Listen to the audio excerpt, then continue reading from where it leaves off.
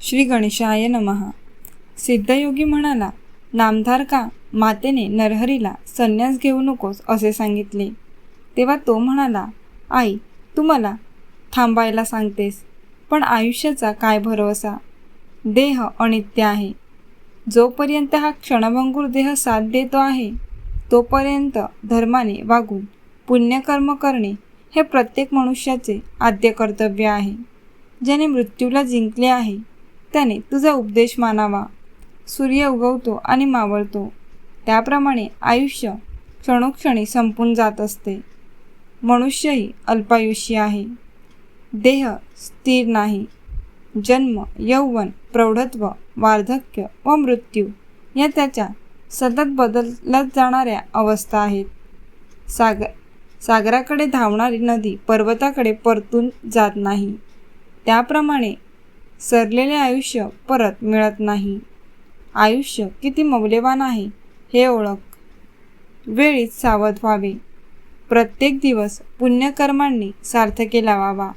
जे लोक जीवित्वाचे मोल जाणत नाहीत ते प्रपंचाला सर्वस्व मानतात. ते पशुच होत. ज्याला आत्मप्राप्ती अर्थात अमरत्व प्राप्त करायचे आहे त्याने अविलंब प्रयत्न व्हावे. वेळीच परमार्थ साधन करावे. स्वहित साधावे. मी तेच करणार आहे, तू मला अडवू नकोस. नरहरीच्या मुखातील ती बोधवचने ऐकून त्याने मातापिता व उपस्थित लोक थक्क झाले. अंबा काकुळीत तिने म्हणाली, नरहरी, तू माझे कुलदैवत आहेस. मला 4 पुत्र होतील असे वचन दिले आहेस. मला 1 पुत्र होऊ दे, मग तुझा. आता शब्द मोडून गेलास तर मी प्राणत्याग करीन. नरहरी म्हणाला, एवढेच ना, मी वर्षभर येथे राहतो. तुला 2 पुत्र होतील, मग मला आज्ञा दे. 7 वर्षाच्या नरहरीचे चतुर्वेदांचे अगाध ज्ञान पाहून विद्वान पंडितही आश्चर्यमुग्ध होत असत. त्याची कीर्ती व कर्तृत्व पाहून मातापितांना मोठे समाधान वाटत असे.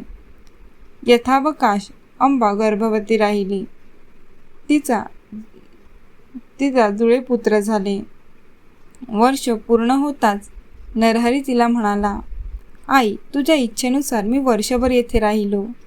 तुला आणखी 2 पुत्र व 1 कन्या होईल. ही सर्व अपत्ये ज्ञानी, सदाचारी व दीर्घायुषी होतील. आता मला निरोप दे.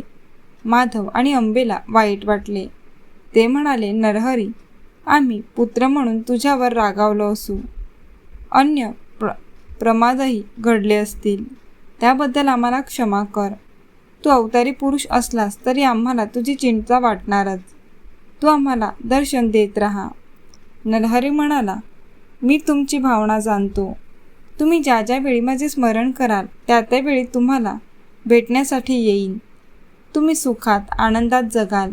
मी तुम्हाला 30 वर्षांनी पुन्हा येऊन भेटेन. आता मला निरोप द्या. मी बद्रिकावनास जाणार आहे. नरहरी ग्राम सोडून निघाला तेव्हा अनेक लोक त्याच्या दर्शनासाठी आले. माधव आणि अंबा त्याला निरोप देण्यासाठी नगरवेशीपर्यंत गेले. नरहरीने त्यांना श्रीपाद श्रीवल्लभ आणि दत्तात्रेयांच्या रूपात दर्शन दिले. तेव्हा दोघांनाही धन्य धन्य वाटले. नरहरी आधी काशीला गेला. विश्वनाथाचे दर्शन घेऊन तेथे काही काळ राहिला.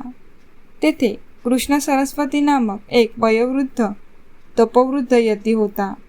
नरहरी हा अवतारी महात्मा आहे हे त्याच्या लक्षात आले. तो काशीतील यतींना आणि विद्वजनांना म्हणाला, नरहरी लहान असला तरी पराकोटीचा ज्ञानी व महातपस्वी आहे. जगाने वंदन करावे अशा योग्यतेचा आहे. कलियुगात संन्यास धर्माचा लोप झाला आहे. याने संन्यास दीक्षा घेतली तर संन्यास परंपरा उजळून निघेल. हा गुरुपदाचा अधिकार आहे. लोकांना अनुग्रह देण्यास समर्थ आहे. लोकांना पावन करील. पाखंड्यांची तोंडे बंद करील. हा विचार सर्वांना पटला. मग काशीतील शास्त्री, पंडित, तपस्वी, यती यांनी नरहरीची भेट घेतली व म्हणाले, सध्या संन्यास घेणे निषिद्ध मानतात. लोक संन्याशांवर टीका करतात. हे कोठेतरी थांबले पाहिजे. तुम्ही संन्यास दीक्षा घेऊन या प्राचीन परंपरेचा उद्धार करा. संन्यासाश्रमात पुन्हा प्रतिष्ठा मिळवून द्या. त्यांची विनंती मान्य करून नरहरीने कृष्ण सरस्वतीकडून विभिक्त संन्यास दीक्षा घेतली. नरहरी श्रीकृष्ण सरस्वती झाला. नरहरी नृसिंह सरस्वती झाला. ते ऐकून नामधारकाने विचारले, नरहरी हा दत्ताचा अवतार, स्वतः जगद्गुरू असूनही त्यांनी गुरु का केला? कृष्ण सरस्वतींची गुरु परंपरा काय आहे?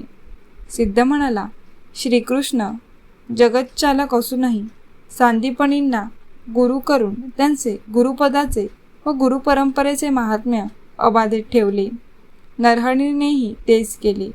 नरहरीच्या परंपरेचा मूळ गुरु शंकर, त्यांचा शिष्य विष्णू, त्यांचा शिष्य ब्रह्मदेव, या क्रमाने वसिष्ठ, शक्ती, पराशर, व्यास, शुक्र, गौंडपादाचार्य, गोविंदाचार्य, शंकराचार्य, विश्वरूपाचार्य, ज्ञानबोधगिरी, सिद्धिगिरी, ईश्वरतीर्थ, नृसिंहतीर्थ, विद्यातीर्थ, शिवतीर्थ, भारतीतीर्थ, विद्यातीर्थ, मलयानंद, देवतीर्थ सरस्वती, यादवेंद्र सरस्वती व कृष्ण सरस्वती अशी गुरुशिष्य परंपरा आहे. संन्यास घेतल्यानंतर श्री गुरु नृसिंह सरस्वतींची काशीमध्ये आज्ञादानाचे महत्कार्य केले. अनेकांनी त्यांचे शिष्यत्व पत्कारले. मग ते शिष्यांसह तीर्थयात्रा करीत प्रयागास गेले.